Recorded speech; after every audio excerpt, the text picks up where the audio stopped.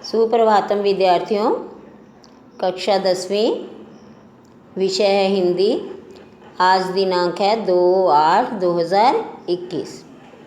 तो बच्चों, आज हम करेंगे पाठ राजेंद्र बाबू के प्रश्नोत्तर 1 या 2 पंक्तियों में दीजिए। ठीक है। तो कि हमने ये पाठ पढ़ लिया है। इसके हमने 2 पेज पढ़े हैं, 116 पेज नंबर और 117 पेज नंबर। नेक्स्ट हम पढ़ेंगे आगे। इसमें क्या बताया था, लेखिका एक बार पटना के स्टेशन पर थी। वहाँ पर उन्होंने राजेंद्र बाबू को पहली बार देखा था। तो उनको देख कर के उसे लगा कि ये कोई साधारण से व्यक्ति हैं, जबकि राजेंद्र बाबू कौन थे आपको पता है कि हमारे देश के पहले राष्ट्रपति। तो लेखिका उनकी वेशभूषा को देखकर, उनके रहन सहन के ढंग को देख कर के बहुत हैरान हो गई थी, क्योंकि उनका रंग, रहन सहन, उनकी वेशभूषा जो थी एक साधारण ग्रामीण जैसी थी। जैसे भारतीय किसान साधारण से वस्त्र पहनते हैं, उसी प्रकार से राजेंद्र बाबू ने वस्त्र पहने हुए थे और वो जीवन की सभी सुविधाओं से दूर रहते थे।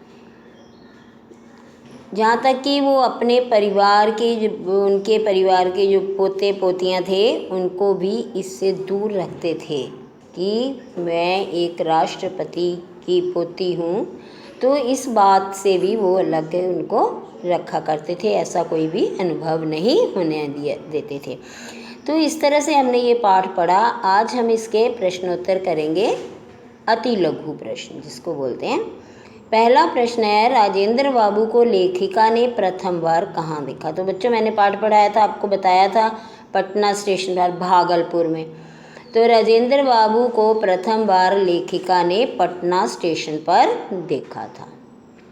प्रश्न नंबर 2, राजेंद्र बाबू अपने स्वभाव और रहन सहन में किसका प्रतिनिधित्व करते थे।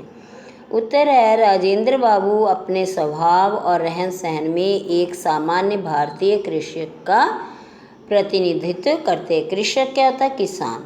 मतलब उनके जैसी उनकी वेशभूषा थी, एक भारतीय किसान जैसी। प्रश्न नंबर 3, राजेंद्र बाबू के निजी सचिव और सहचर कौन थे। बच्चों, उनके निजी सचिव और सहचर भाई चक्रधर थे।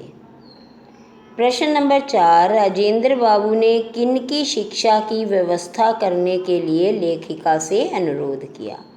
उत्तर है, राजेंद्र बाबू ने अपनी पोतियों की शिक्षा की व्यवस्था करने के लिए लेखिका से अनुरोध किया। तो किसकी? पोतियों की शिक्षा की व्यवस्था करने के लिए। प्रश्न नंबर 5, लेखिका प्रयाग से कौन सा उपहार लेकर राष्ट्रपति भवन पहुंची। इसका उत्तर है, लेखिका प्रयाग से सिरकी से बने 1 दर्जन सूप लेकर राष्ट्रपति भवन पहुंची। तो सूप शायद आपको नहीं पता होगा। सूप क्या होता है? जिसमें हम गेहूँ वगैरह डाल करके साफ़ करते हैं, पंजाबी में जिसको छज बोलते हैं। ठीक है। ये एक बड़ी ही सॉफ्ट लकड़ी होती है, स्टिक्स, उससे बना होता है, जिसको सिरकी बोलते हैं, और बड़ी कोमल और मुलायम होती हैं ये। इससे सूप बने होते हैं। तो लेखिका 1 दर्जन सूप लेकर के राष्ट्रपति भवन पहुंची थी। प्रश्न नंबर 6, राष्ट्रपति को उपवास समाप्ति पर क्या खाते देखकर लेखिका को हैरानी हुई। उपवास क्या होता है? उपवास मीन्स व्रत। तो जब लेखिका सूप लेकर राष्ट्रपति भवन पहुंची थी, उस दिन उनका व्रत था, उपवास था। तो उपवास की समाप्ति होने पर उनको उबले हुए आलू खाते देखकर लेखिका को बहुत हैरानी हुई कि एक राष्ट्रपति होकर के साधारण से लोगों जैसा खाना खा रहे हैं। तो उनको ऐसा देख करके, क्योंकि राष्ट्रपति राजेंद्र बाबू राष्ट्रपति भवन में रहते थे, परंतु उनकी जो पत्नी थी वो भी सब भी अपने रसोई के काम स्वयं किया करती थी। तो कभी भी उन्होंने अपने पारिवारिक सदस्यों को ये नहीं अनुभव होने दिया कि हम राष्ट्रपति के परिवार के सदस्य हैं। तो बच्चों इस तरह था उनका जीवन,